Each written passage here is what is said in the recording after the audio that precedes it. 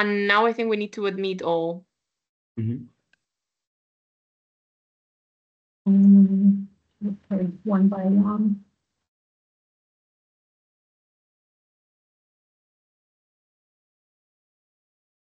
Good morning, everyone. Thanks for joining our info session about the Master School and the Fellowship Academy open call. My name is Daniela Rodriguez. I'll be the host for the session today and also present for the Academy about the scope of the call. We'll just wait a couple more minutes to see if more people join.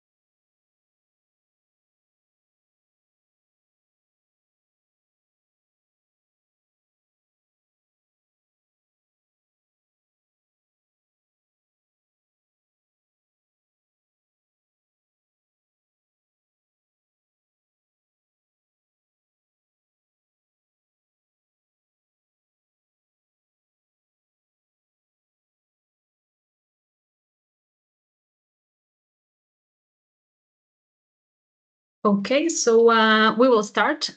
Thanks again for waiting and joining our info session about the call. I'm presenting myself again for the ones who haven't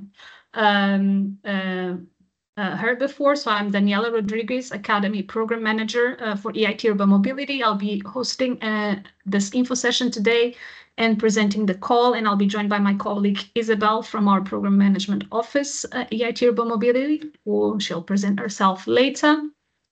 So without further ado, just to mention the agenda for the call. So we will start by covering the general information about the call, and that's the scope, goal, and requirements of the type of activities we look for in this call. I'll cover that, and we will follow that by a presentation and live demo, actually, about the submission process, but also some details about the evaluation criteria in the call, and also the call calendar by my colleague Isabel, and we will then finish with some Q&A. So please, I ask you to leave your questions to the end. You can write them in the Q&A section here on Teams. Some housekeeping rules. Just to mention to you that the session is being recorded, and we will be publishing that in our website together where the information about the call is. Please mute your microphones, and as I've mentioned before, use the Q&A chat for all the questions that we will address those at the end. So a bit of information and context on the Academy. So the Academy is the education arm of EIT Urban Mobility.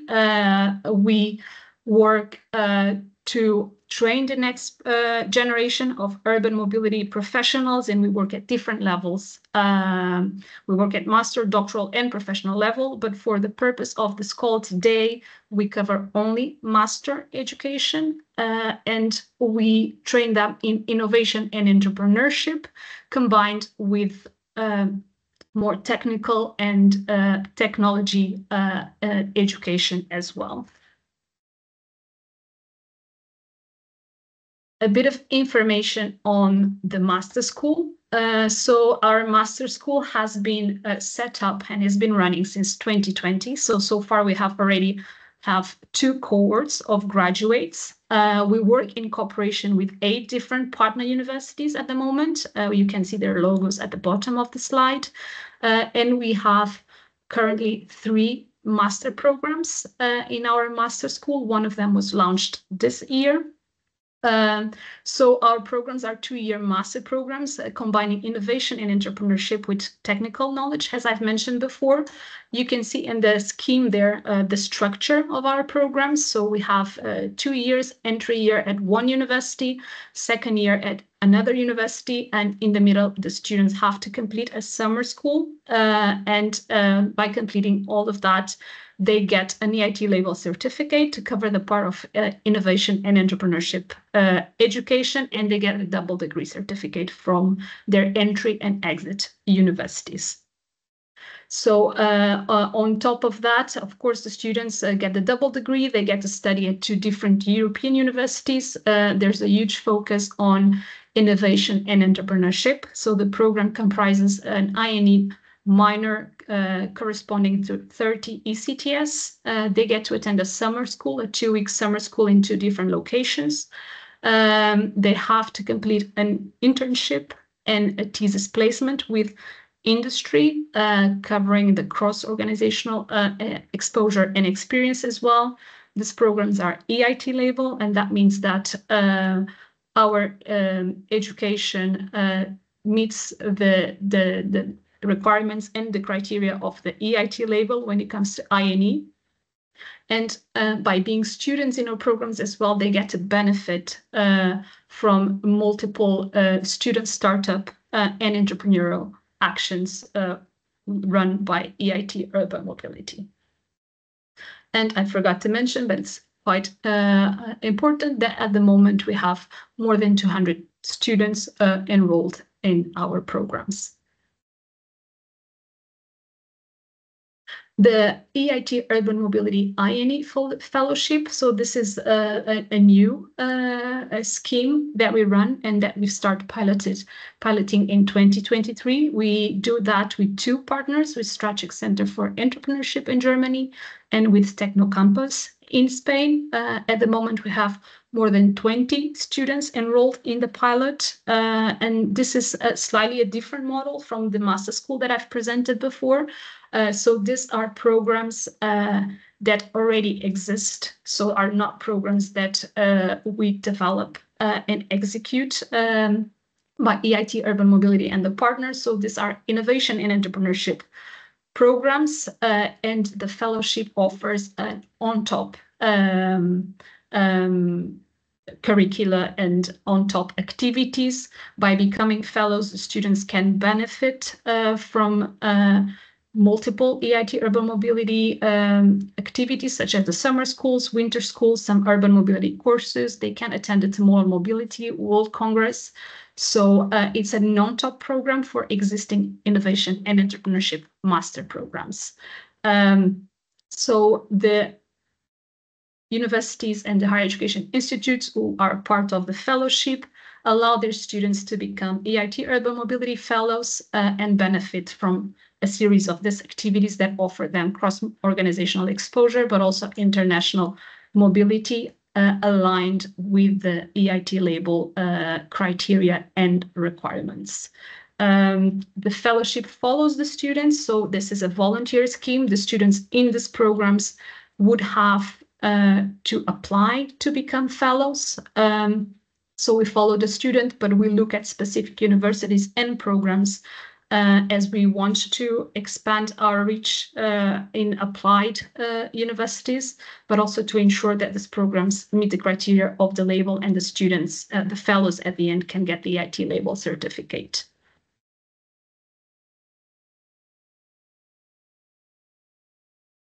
So for general information about the call, and all the information that I will cover here is written in much more detail in the call manual. So I encourage you to read that if you haven't done yet for more details. So in terms of the call dates, so we open the call on the 24th of July, and we will be closing it on the 10th of October. So this is deadline for you to submit your proposals. And we intend to communicate the results between December and January, and that's of course after the quality evaluation takes place and the selection of the proposals, the projects that we will fund takes place, and we aim for the projects to start maximum in February 2025. So the duration of the programs will be between 9 to 11 months, but that's depending on the activity. And there are some conditions and some more information about the project duration in the call text. On the duration, just to stress as well that for activities under MSA2 and MSA3 and also MSA4, we expect that successful implementation of these activities will continue beyond 2025, but will be budgeted under our business plan directly without a need for a proposal. But I'll cover that more in detail next. So the total funding for this call is 1.5 million. And there are some financial sustainability required in some of the activities, not all, but the call manual makes clear which activities have that requirement or not. And we look for consortia, but also we accept single applicants, and that's depending on the type of activity that you can also see very clearly stated in the different types of activities in the call manual. So moving on to covering the activities that we look to fund in this call, activity number 1, MSA1, it's for summer schools for master students, and that's the summer school that I've mentioned before that our master students need to attend. This is a 2-week summer school in 2 different cities, 2 different countries. Usually they are in a short distance where students can take a train or a bus. So we fund the development and implementation of the summer school. That needs to follow, of course, our existing summer school structure due to the label requirements that I also mentioned.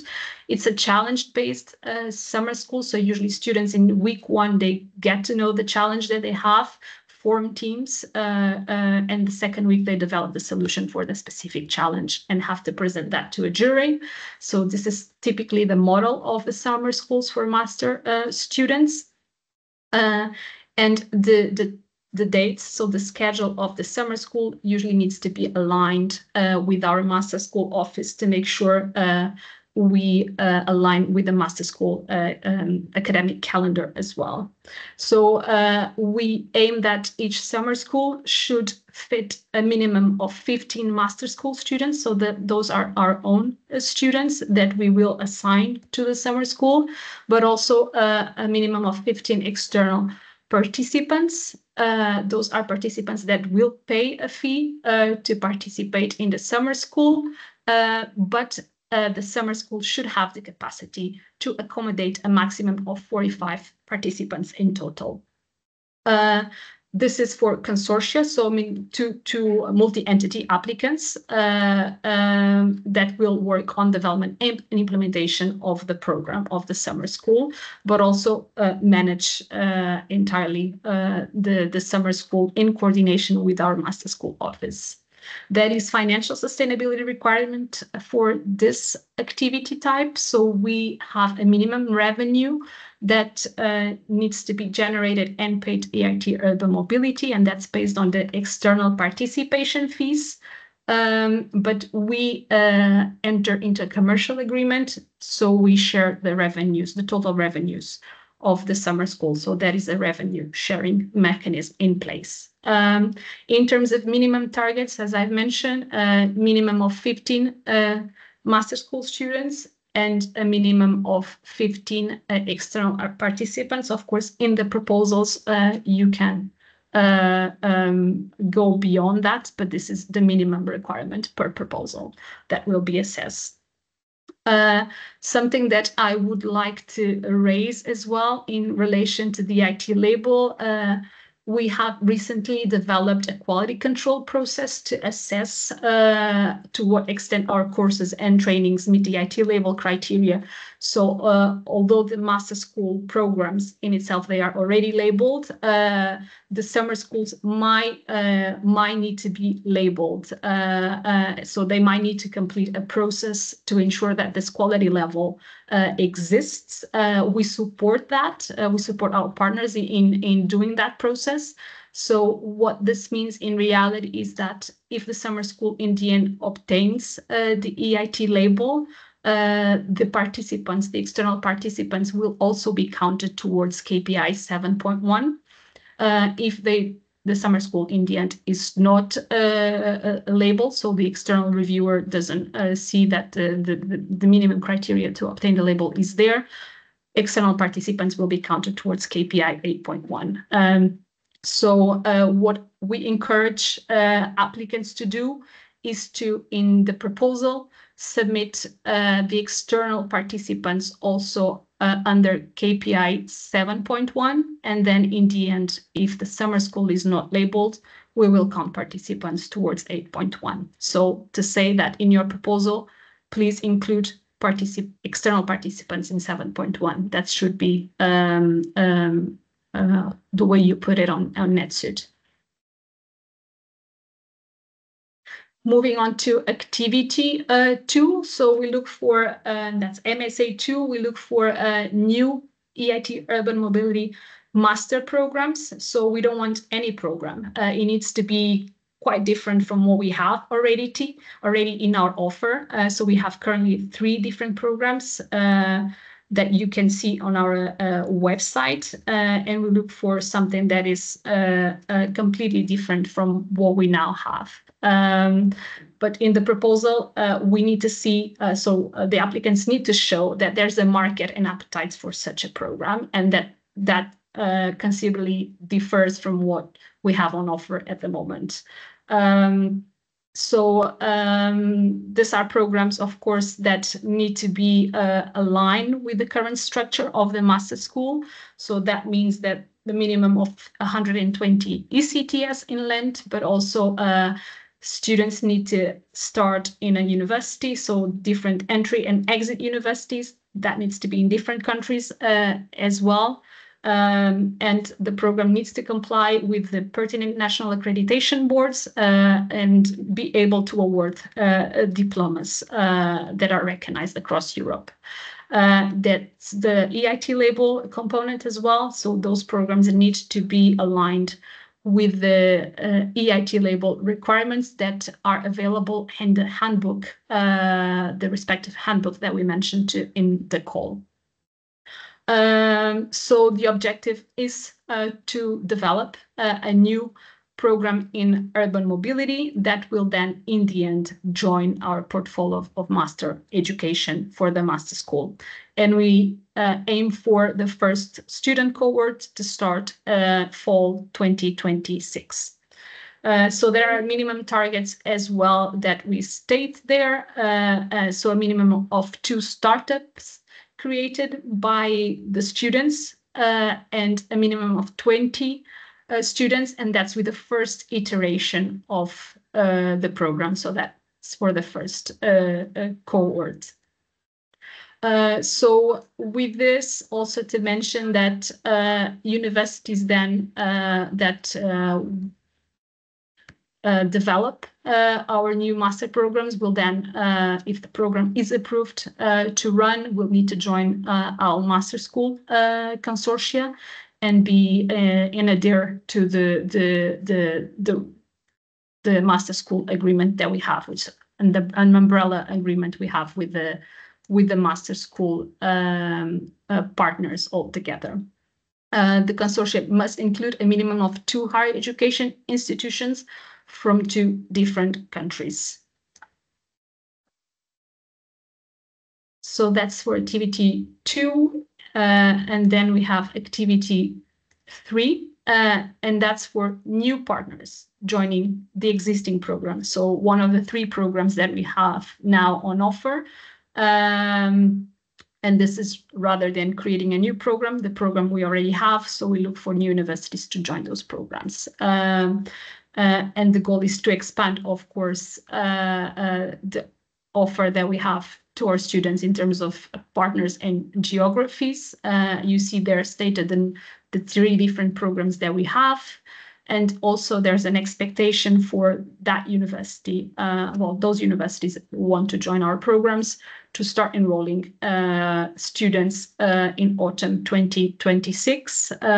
They would submit a proposal under this call that would have to be approved for starting alignment with our existing master school partners in those respective programs. So the proposal submitted under this activity needs to make clear that that is an alignment with one of the existing programs in terms of curricula. So we ensure that we don't have any gaps or overlaps with the existing partners. The same way new universities working on new programs would have to join and adhere to the rights of obligations of the master school agreement. For new partners joining existing programs, that's also required. And we have here we don't look for consortia, so those are single applicants, single entities that would apply with the proposal to join an existing consortia. And the minimum targets in terms of KPIs also expected with the first iteration at that specific university. The first cohort is a minimum of 1 startup created and a minimum of 10 students graduating in that first cohort. Just to mention here that for activities 2 and 3, the proposals that would be submitted and approved are for the planning to start, meaning that for the universities, the applicants, to start the alignment with the existing master school partners and with the master school programs. So that's what we approve here. This is a 2-step approval process. So the implementation of the project will be for that, for the alignment and for the decisions to be made. And then when that alignment finishes, the master school leadership together with EIT Urban Mobility will come to the second stage approval, and that's approving the program for execution or not. If we see that there's the alignment was not really, there's no alignment in the end. So this is how it works for new universities joining existing programs, but also for new programs to be developed. Of course, the budget that you request in the proposal and the implementation of the plan of the proposal is for the alignment, not to execute a master school program. Important to mention as well that if the program or is approved for execution, but also the university is approved to join the existing program, in case of MSA 3, budgets will be allocated through our ordinary process of setting up the business plan. And that is in line with the master school conditions stated in the master school agreement that you would have to join. For activity 4, now we move on to the fellowship scheme. So this is based on a new and different model from the master school that I've just presented. These are smaller but already existing innovation and entrepreneurship focused programs. So the targets here are also lower because we do not expect all the students in these programs to become fellows. This works, as I've mentioned before, on a voluntary basis. So most likely students with interest in urban mobility are the ones that will apply to become EIT Urban Mobility fellows. So the IME master programs would have to, of course, be focused on innovation and entrepreneurship. They need to be a minimum of 1 year corresponding to a minimum of 60 ECTS. And they need to result, of course, in a master degree and be able to award the certificate. This is a non-top program that we offer in the fellowship as well, to mention that. Applicants programs that apply to become part of the EIT Urban Mobility Fellowship must have the potential to attract a minimum of 10 students who become EIT Urban Mobility Fellows, and a minimum of 6 students who then complete and graduate from the fellowship. So you will see the target there, a minimum of 6 students graduating and a minimum of 1 startup created by the student expected in the first cohort per university. Needless to say that, of course, this needs to comply, the programs need to comply with the requirements and criteria of the EIT label that is clearly stated in the EIT Label Handbook for Fellowships that we also make available as part of the call.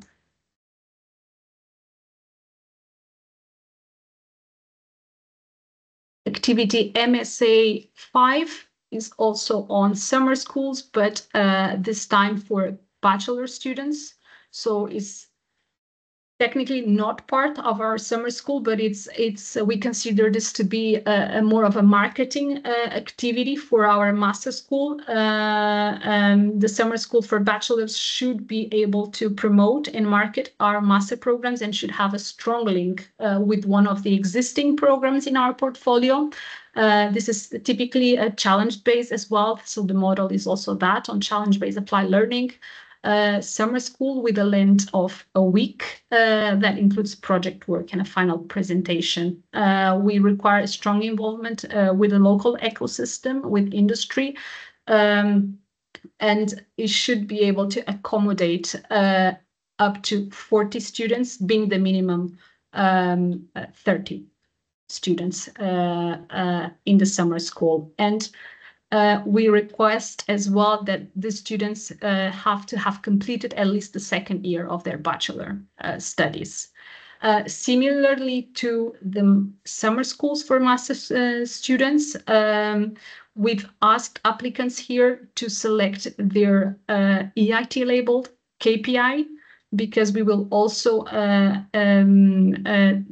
work towards labeling the summer school for bachelor students. So you would have to complete the process as part of the quality system that is in the end evaluated by an external reviewer. So if that reviewer considers that the quality levels are there aligned with the EIT label, then we count participants towards 7.1. In case the label is not granted, participants will be counted towards 8.1. But for the purposes of the application, we've asked applicants to select 7.1 as a KPI. And then we have activity 6, MSA 6, and this is basically an open activity. And what we look for is that activities that we haven't really thought about before, they are not, of course, included in the other activity types, that can support us in achieving our master school and fellowship targets, and that's mostly on the KPIs. So the startup created by the students KPI 5.1, the graduate KPI 7.1, but also on financial sustainability. So we seek activities that can advance, of course, our educational outcomes. So there needs to be some sort of alignment between the activities proposed here and what we do in the master school and fellowship. It needs to make sense from a content and format point of view, but also that can support us with our long-term goals and targets. So there's a non-exhaustive list in the call manual of potential types of activities that we can fund here, and that's including student incubation programs that can support EIT Urban Mobility students and graduates that work on their own business ideas and startup ideas. It can be student recruitment activities that support us in attracting a well-qualified and diverse student base to our programs. It can be activities that also foster industry partnerships and help our students and host our students for internships, thesis placements, and can also fund students in our programs. It can be other types of education and training activities aimed at bachelor students with a focus on INE and a strong link to our master school programs. So this is a non-exhaustive list that you can also find in the call manual. But of course, as I've mentioned initially, this is an open activity. And if you have another out-of-the-box activity that fits the model and helps with our targets, you can also send in a proposal for that.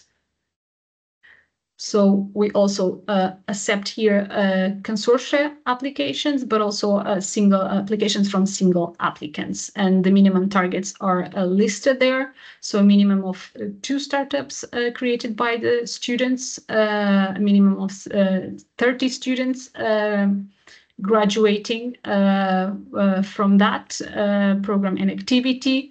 And the 8.1, it's very similar to the 7.1, but of course 8.1 is for non-label activities. So depending on the type of activity here, we might ask or not for compliance with the EIT label quality process. It really depends on whether it makes sense or not, but more information about that is also in the call manual.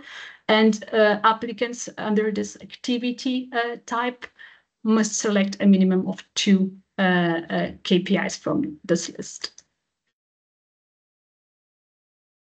So this is all in terms of the activities that we plan to fund as part of this call, but there are some cross-cutting considerations that are applicable to all the activity types. Of course, the proposal needs to be submitted in a smart way. So we ask for, of course, applicants to write that down in smart objectives type of way. The EIT label certification that I've mentioned, that's of course for the master school, everything needs to be aligned, and for the fellowship needs to be aligned with EIT label criteria and requirements as part of the respective handbooks. You will also find in the call manual, it's very clear per type of activity which handbook we talk about, and you can find all the handbooks attached.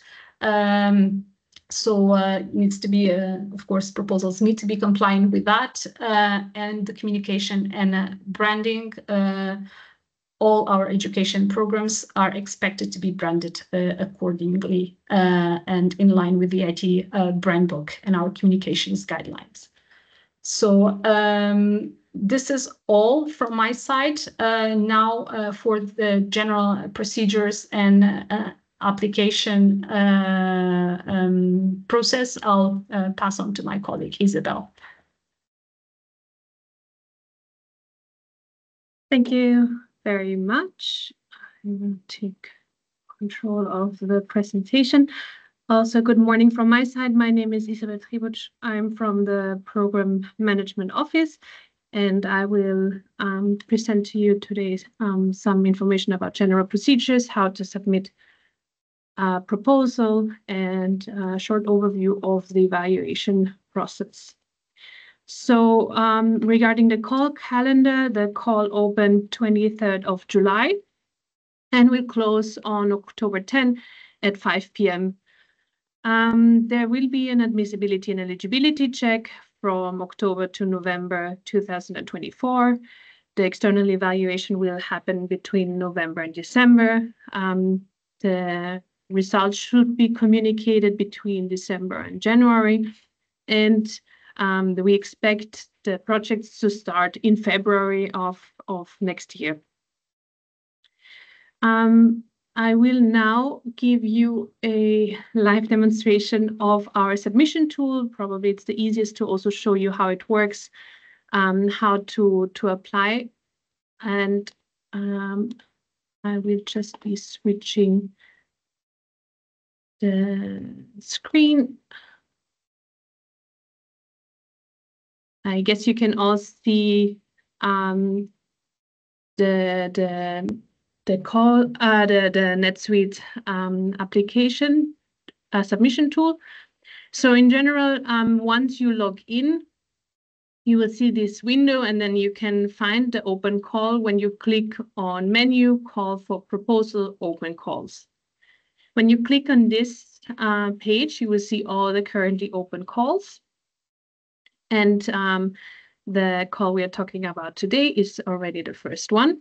So to apply on it, you will have to click on the apply button, and it will open the application form. It is still a new tool. We're still improving it a lot. So please be patient. There might be some waiting times, but overall, it has been tested enough and should work. In case you encounter any issues, reach out to us as soon as possible so we can help you to fix it. Please don't wait until the last moment, because it will make it harder for us to help us in time before the submission deadline. So this is the application form. You will have to select the topic to which you are applying. So this is what Daniela presented so far. So for example, you are having a project for the summer school for master students. You will identify a title. Then you will add an acronym. You will have to add the project start date. As we said, projects are expected to start in February next year. They must end by December 31st of 2025 latest, so the projects are up to 11 months. The total budget here, this is automatically filled once you fill out the budget tab. So it's normal that it's empty for now. You will have to add the executive summary, so you describe quickly what the project is about, and then you will have to add some keywords, and then you can put some words here, and then you can see the predefined ones. You can say like what makes most sense. And then you also have the self-defined keywords. You also have to add minimum 3 up to 5. So you can add some keywords that make most sense for your project. You will always have to save as draft when you go between the different tabs. Please remember to do it. As I said, it's still a new tool, so we just gonna make sure that no information is gonna be lost. Especially if you're inactive for a very long time, you might be logged out of the system due to inactivity. So that's why also like saving as draft as much as possible helps to ensure that you don't lose any information. Once you save as a draft the first page, you also assigned an ID number. So this ID number, in case you have any issues, is also helpful to let us find the project easily and help you with anything.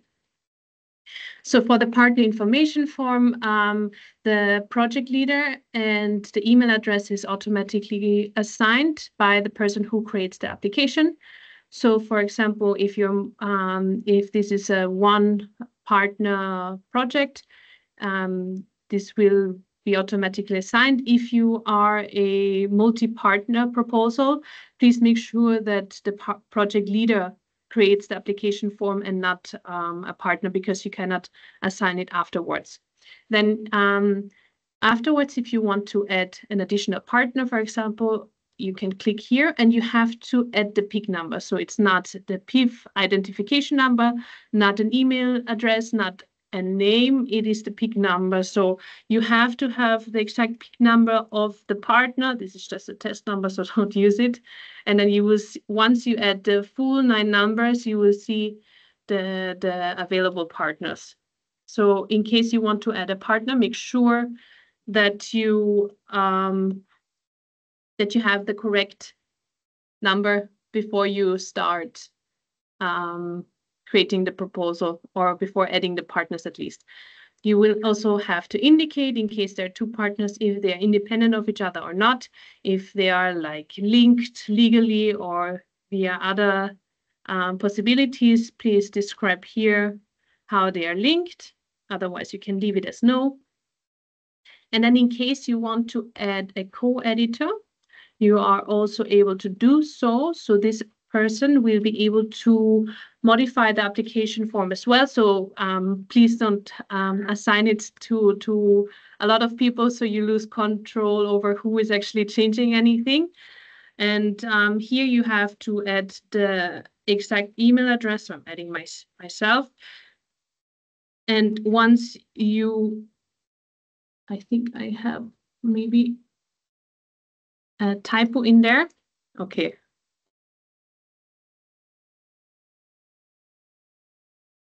You should be fine. Yeah, here's my test account.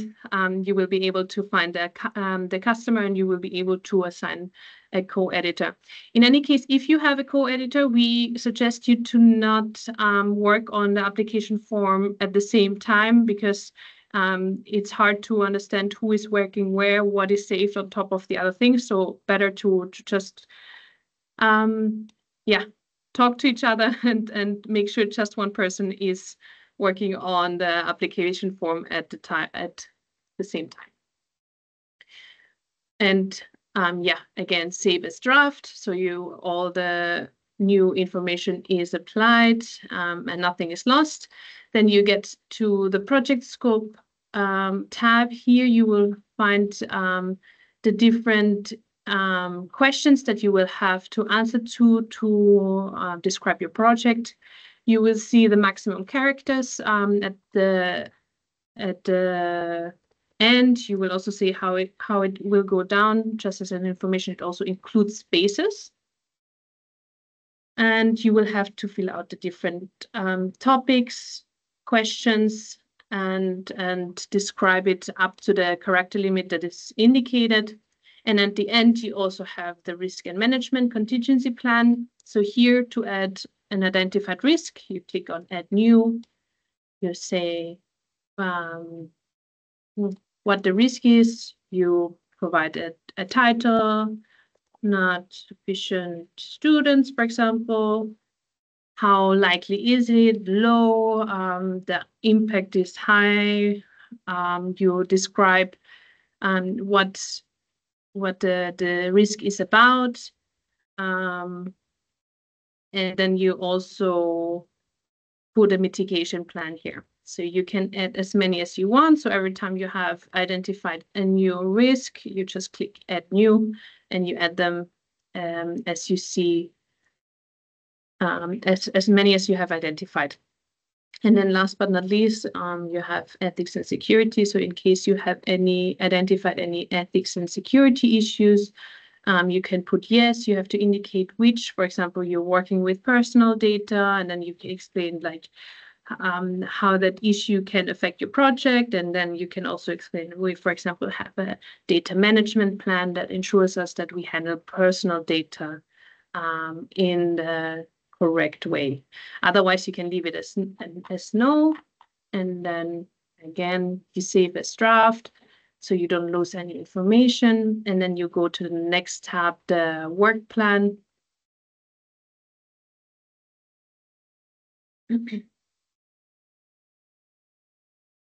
So for the work plan, here you have the work packages that you can add.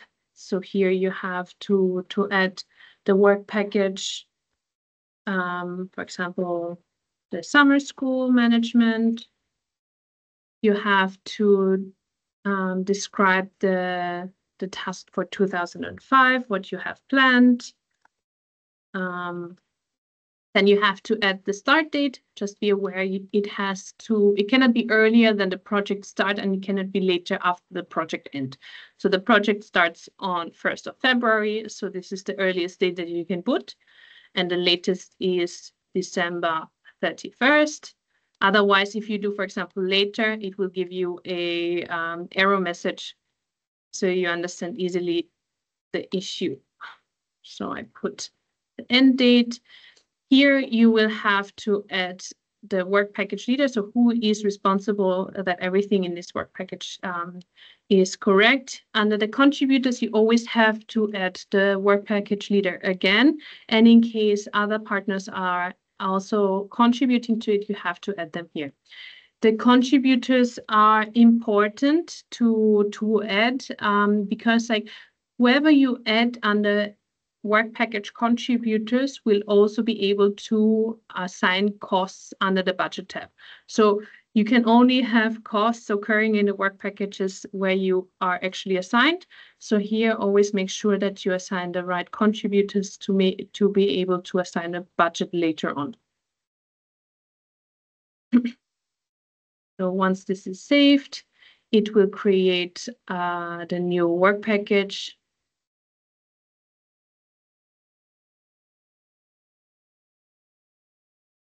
And under the work package, you will also find that you can add deliverables. And then in case you have more work packages, you can add them by clicking on new work package. So here, for example, you have deliverable 1, for example, a list of students. Then you have the description. You say you plan to deliver it by the end of the project. And like this, you can add the deliverables. You will also have to add the outputs. So you have, for example, the output are the graduates. 15, for example, you have a description. Also, you plan to achieve it by the end of the project. Again, you have to add the responsible partner.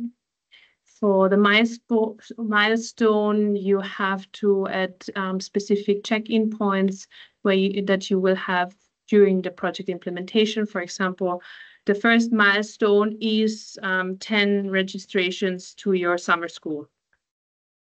And then here you add the description of it, what you plan to do. You plan to do it, for example, the project started on 1st of February. You plan to have the registrations by the month 2. Again, you have to add the responsible organization. And then last, you will have to add the KPIs for this project. Here, remember, this depends also on which topic you're applying to. So this is the summer school. For example, the KPI can be a 7.1. So the graduates from EIT Labeled Masters. Then you have the explanation. So the 15 graduates. The target value for 2025 is 15 by the end of the project. You plan to achieve it end of December. And then you add the responsible partner and contributing partner. Again, always remember the responsible partner must always be listed under contributing as well. And yeah, this is how you fill out the work plan. Again, you have to save as a draft to make sure none of the information is lost. Then in addition to that, you also have the next tab, which is supporting documents. As far as I know, there are no mandatory supporting documents. So here, nothing is mandatory, but in case you have any important information that is required to better understand the project, you have the possibility to upload it here. Otherwise, you get to the budget tab. So here you have the first part, which will be based on what you fill out per partner. So this is like the total budget overview. You can hide it at the beginning if it's when it's still empty. But otherwise, here you will see the budget for this partner. You will see I created work package 1. So here you can see work package 1. In case I have more work packages, there will be also be work package 2, work package 3.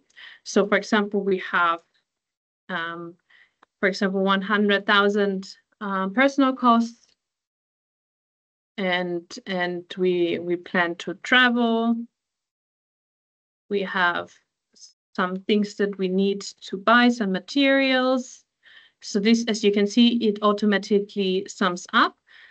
Then you have to indicate the EIT funding, how much of it is funded by EIT, for example, 75%. And then you plan to contribute with co-funding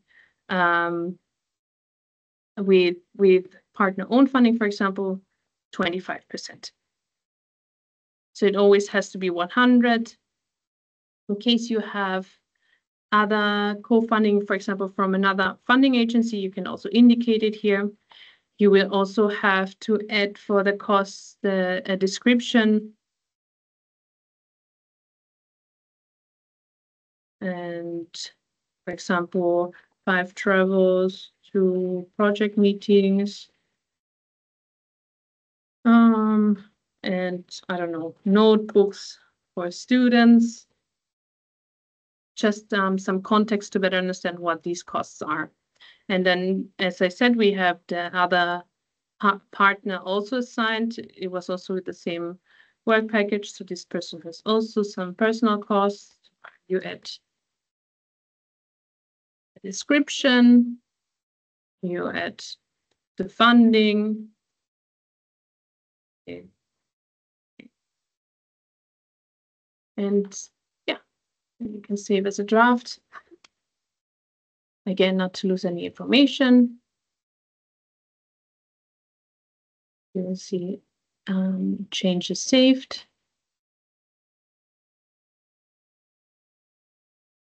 And then, as I mentioned at the beginning, under main information, you will see the total budget overview. It's based on what you have filled out in the budget table. You see automatically how much is the total EIT funding in percentage and how much is your co-funding in percentage.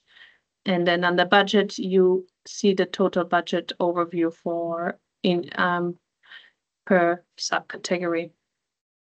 So this is how you fill out the entire application form. Once you're ready, you will be able to submit. Obviously, I didn't fill out all the tabs, so I won't be able to submit now. But in theory, you click submit. It asks you, are you sure? You click on yes, that you're okay with leaving the page. But if, for example, you click submit, I can do it now. It will show you all the things that are missing. Obviously, I didn't fill out a lot of things, so the list is very long. But in theory, like if you have it already completed, it should show you quickly what you're missing. So it can help you to also understand what is missing to submit it. And then just so you understand, like if you save as a draft, you leave, you go to the submission tool again. To find your application, you go to call for proposals, my applications. You will see your application with the name, the status in progress, and then once it's submitted, the status, for example, changes to submitted. Okay, this is it with the application form. Again, if you have any questions or doubts or encounter any issues, you can always reach out to us and we try to help you. And now I will share again my presentation.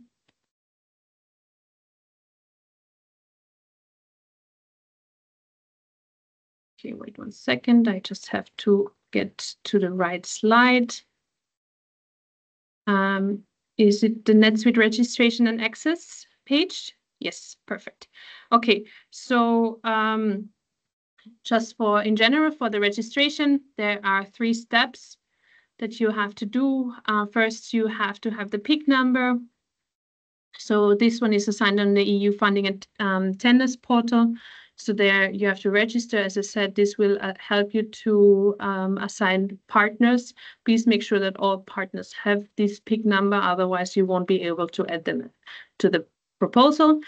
Once you have this, you can access the NetSuite platform by submitting the partner information form. In case you have already a Plaza account, don't register the partner information form. Instead, you will have to reach out to the service desk at EIT Urban Mobility, and they will provide you with the login details to NetSuite.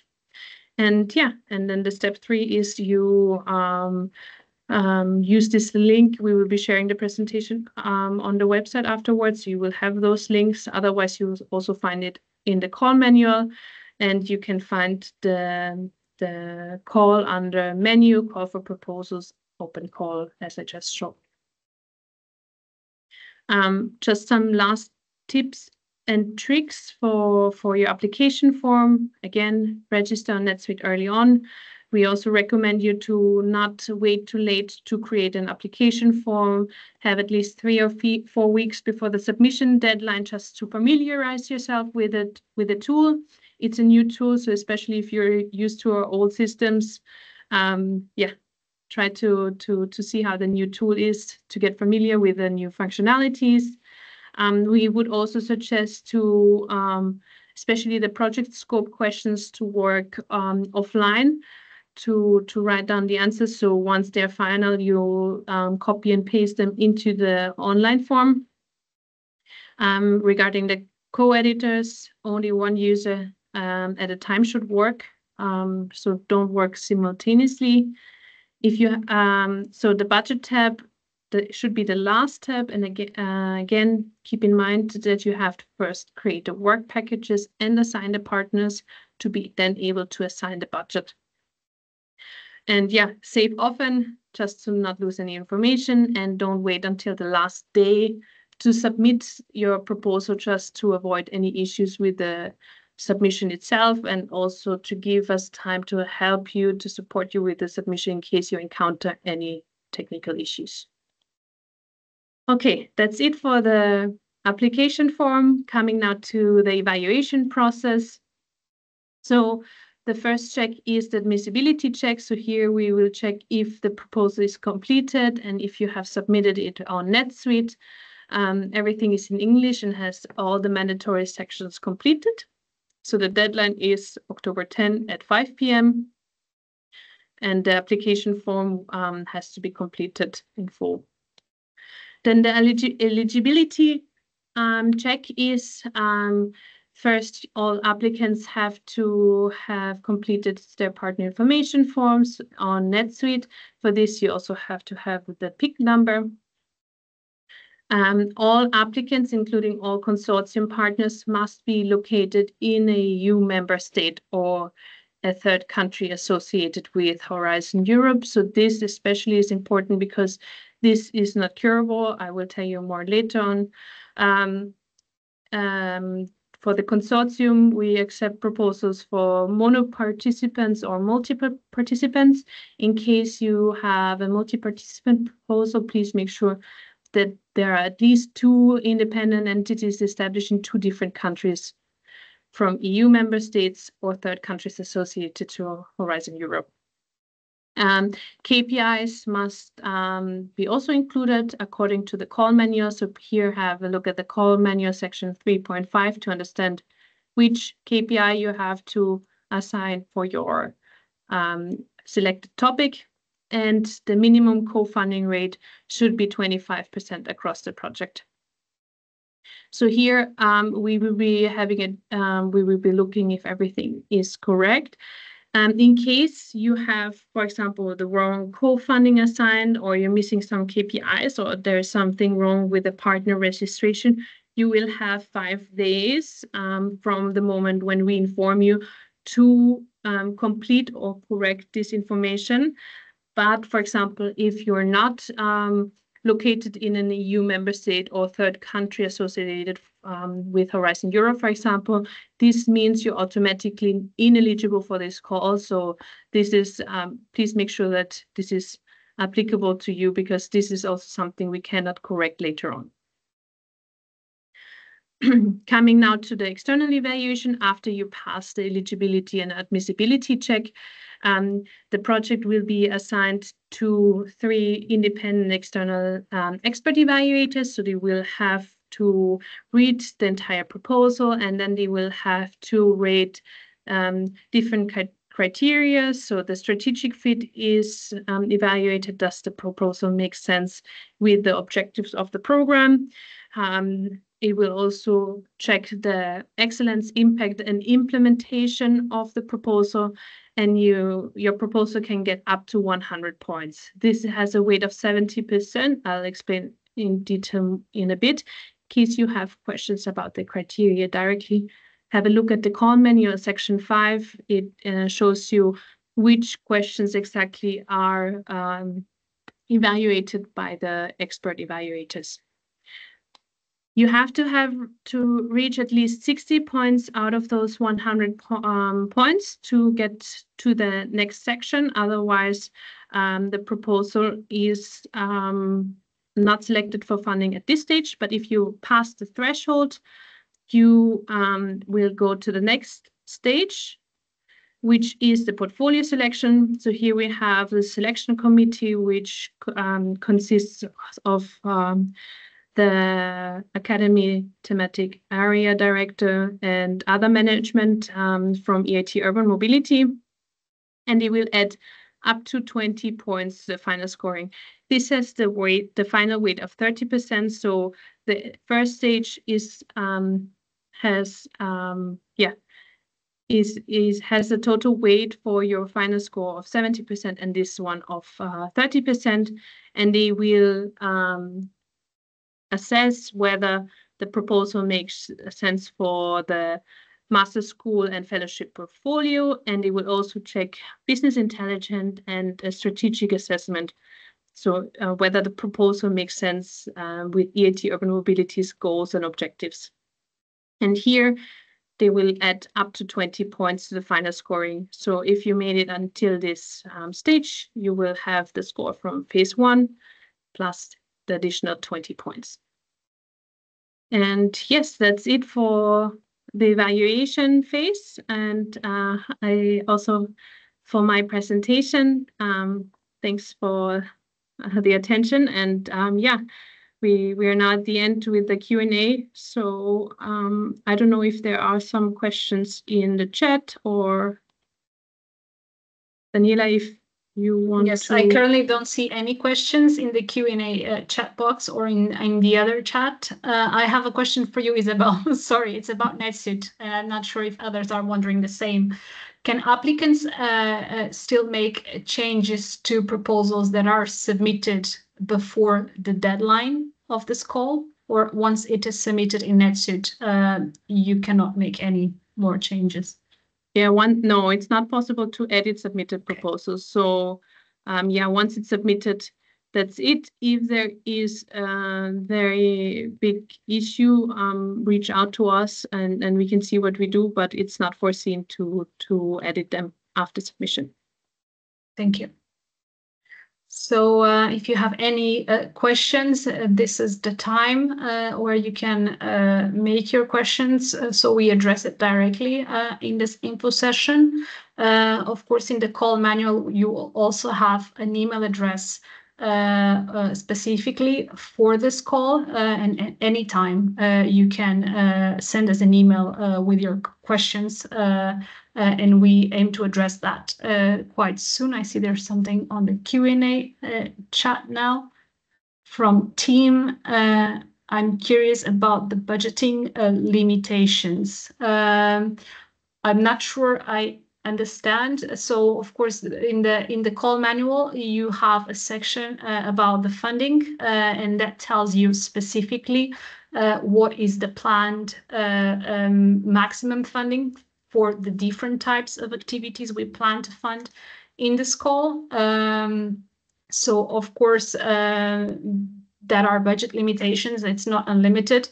But you have specific details about the different types of activities in the call manual. I'm not sure that addresses the question. If not, team, please, if you could be a bit more specific.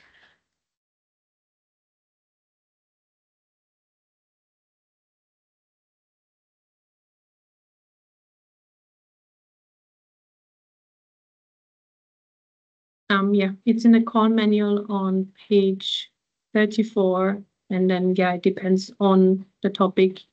Each topic has an indicative EIT funding for each project. Yes, also to mention as well, I've stressed this in my presentation for activities 2, 3, and 4, and that's for new programs joining the master school, new universities joining existing master school programs, but also for a fellowship for universities and programs to join the fellowship. Successful proposals. So that means that then you are approved to execute under activity 2 and 3. Budgeting will be done through our ordinary business planning process. So what we fund under 2 and 3 is the alignment with the master school and existing consortia, but then the budgeting is done according to what is stated in the master school agreement that the partners, the new partners in the master school will have to join. So also to clarify that.